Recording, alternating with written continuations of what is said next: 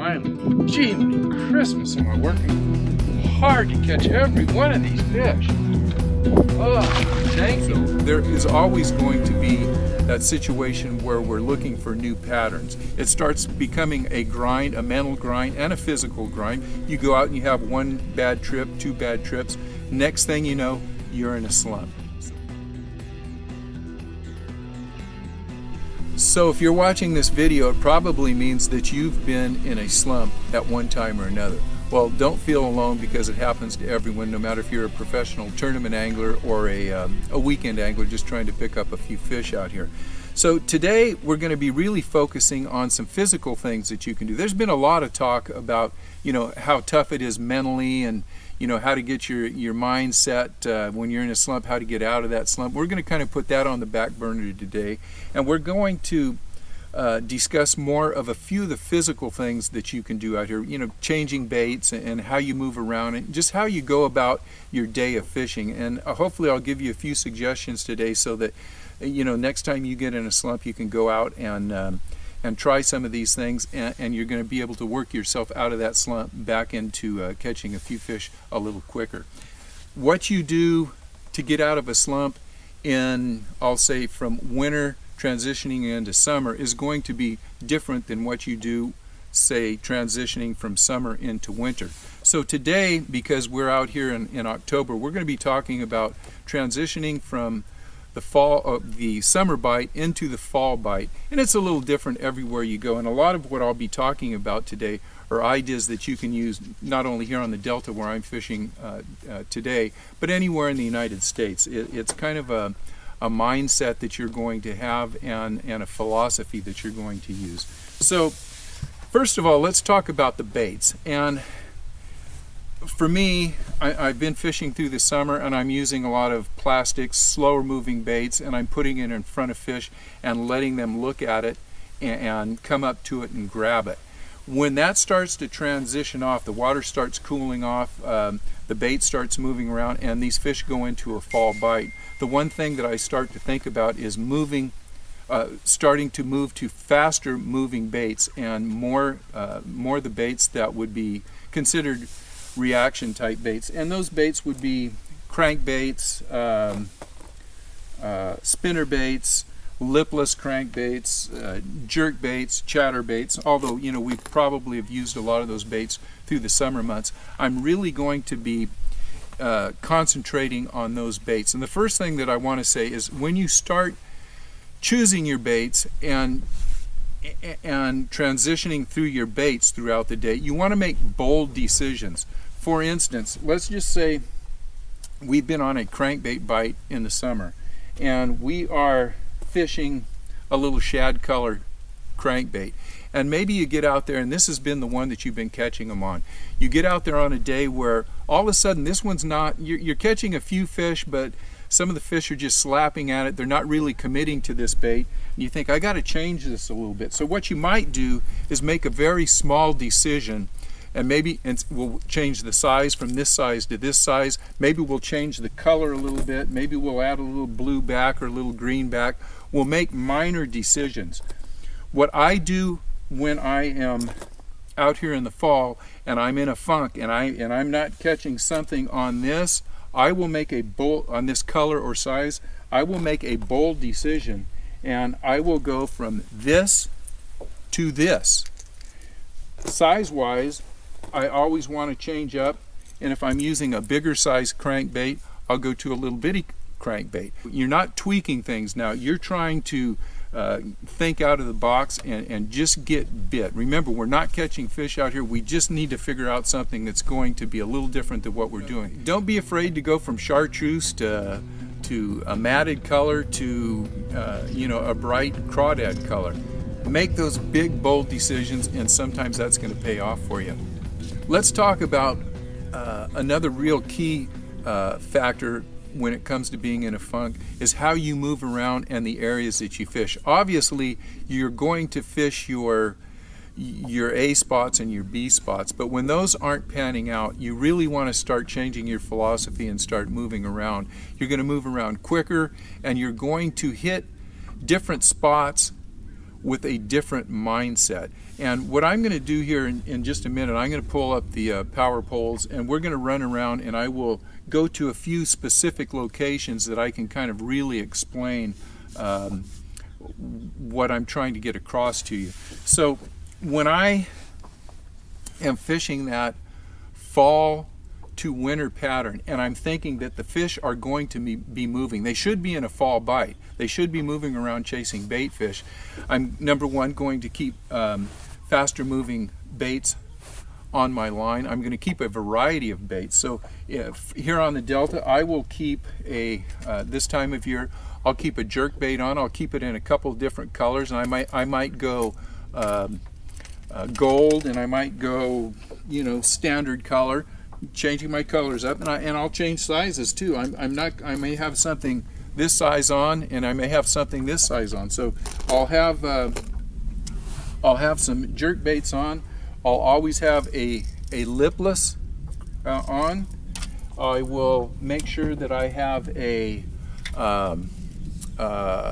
chatterbait on, and obviously we talked about crankbaits, along with an underspin, maybe some Kitex, something like that. Whatever your favorite fast-moving baits are, reaction baits. You may even be throwing an A-rig this time of year. So we talked about the 4 or 5 fast-moving reaction baits that we're going to be using. And this is really kind of a power fishing, because we're going into places and we want to hit as many places as we can as fast as we can. And one thing that I like to do is I move into a spot. I don't like to go into a slough or wherever I'm at and just find one type of bank. Like behind me now, you can see all the tules. And this can be a really good place to fish, but when I'm not catching fish, I don't want to spend a bunch of time on one type of bank. I like to pull in a place, say like we're on a channel, we're on the main channel out here, where I can see within 100 yards of where I'm at, I can see a rock bank, I can see a tule bank, I might be able to see a point, I can see a dock, maybe I can see rock, tule. So when I go to that area with these fast moving baits, I can hit each one of those little spots very quickly.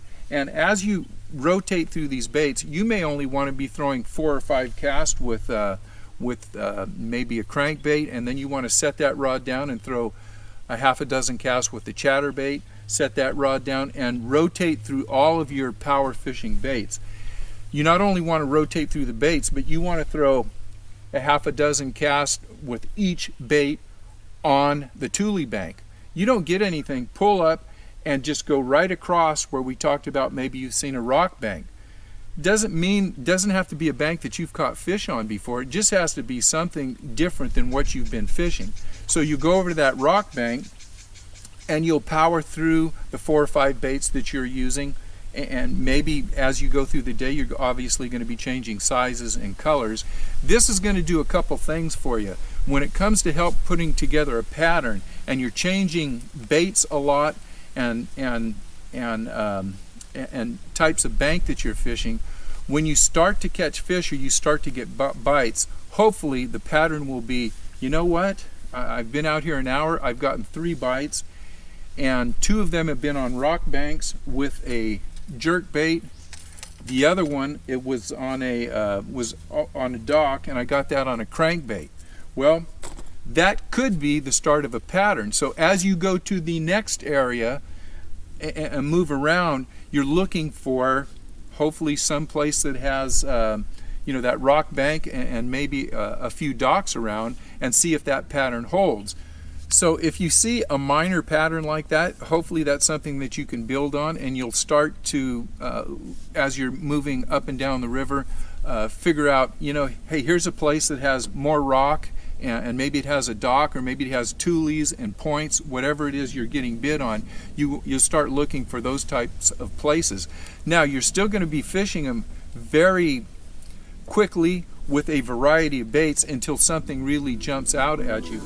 Okay, so let's pull up and we'll look at some of these spots. Okay, so let's talk about this area that I'm in right now, and I'll tell you why I like this area, because there are at least a half a dozen areas that I can see from where I am standing that are all diverse and different. There's tule banks, there's rock banks, there's points, and there's flats. So I can come into this area and maybe within 20 minutes or a half an hour hit all of the points, all of the flats, the rock, the tule, everything in here with maybe 2, 3, 4 baits, maybe 2, 3, 4 colors.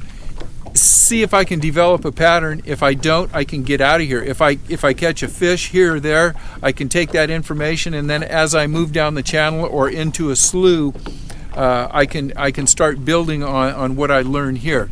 So what we have here is a tule bank behind me, and hopefully you can see this tule point right over here. There's another tule point about 100 yards away, and right down in here we have a flat with, you can see these tules growing off of it, that's probably about 3 feet deep right now. This is another area that the fish may be utilizing right now. They may be on the points, they may be on the flats, they may be on the little inlets in here. I can fish them all real quick. Once I fish this, rather than moving the area, I'm just going to go right across the channel, and if you can see that point over there, and we'll go over there and we'll take a look at that a little closer, but that's a rock point with a rock bank on it. Let's pack up, we'll go over there and we'll show you that, and then we'll move on to the next spot. So we just changed our location. We haven't changed the area that we're in, we've just moved across the channel, and we went from all that tule and flat over to an area here that has mostly rock and tule. So what we've done is we've stayed in the general area, but we're going to cover a lot more ground before we leave this area and try something new. So what we have here is out in front of us, you can see the rock, you can see that dock. That's not a dock that I would usually fish, but if that was another dock, we may be fishing that dock. If you look around here, we have a nice point to fish and a rock inlet, and then down here we have more tule. So what I'm going to do is fish this little area in here for another 5 or 10 minutes, see if I can build any kind of pattern or get any type of bite. If I spend 15 minutes in here and I don't get anything, I'm moving on. Okay, let's talk about this little area in here, in another place where there's several points, there's rock, there's tule. You don't have to go more than about 100 yards in any direction to hit a number of different features. So here we've got a nice tule point that has some good current on it. As we go down the bank here, let me move the camera a little bit. We have a whole tule wall with some cuts in it that we can fish. Once we fish that, and again we're power fishing it with fast moving baits, a few different colors, a few different sizes. We move down that bank. We go over to this bank here, which is all rock, and if you look down, we've got some tule bank down there. That's all great fishing down there. And as we go right across the slough, we've got another rock and tule bank over here. So once again, we're in a little area that we can fish for about 20-30 minutes. We can cover rock, tule, island points, moving water, some small channels and cuts in there, and we see what's going on. When you're not catching fish, we're not staying here for a long time, we're hitting it, and then we're taking off.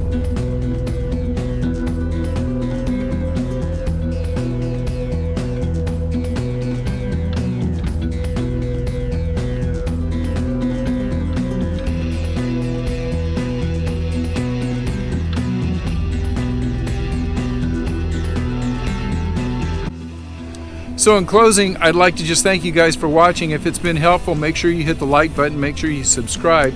And I kind of just want to go over what we talked about. Number one, when you're not catching fish, you've got to start thinking out of the box. Make bolder decisions. Don't go from a 2-inch bait to a 2 1/8 inch bait. Go from a 2-inch bait to a 4-inch bait. Switch your colors up. Fish your power baits. Fish them quick. And find areas that you can fish very quickly that have a lot of different things in them. If you're fishing here on the Delta and you're going down the channel, you just don't want to go from rock bank to rock bank to rock bank or tule to tule to tule. If you find these areas like the last couple little places that we've talked about, you can fish a variety of different structures and things. We haven't talked about fishing docks and and everything that's out here. But hopefully you guys just get the basic idea of when you come out here, have a plan. Don't get too far down on yourself when you're in these slumps. You're going to break out of them. Put together as much information as you can.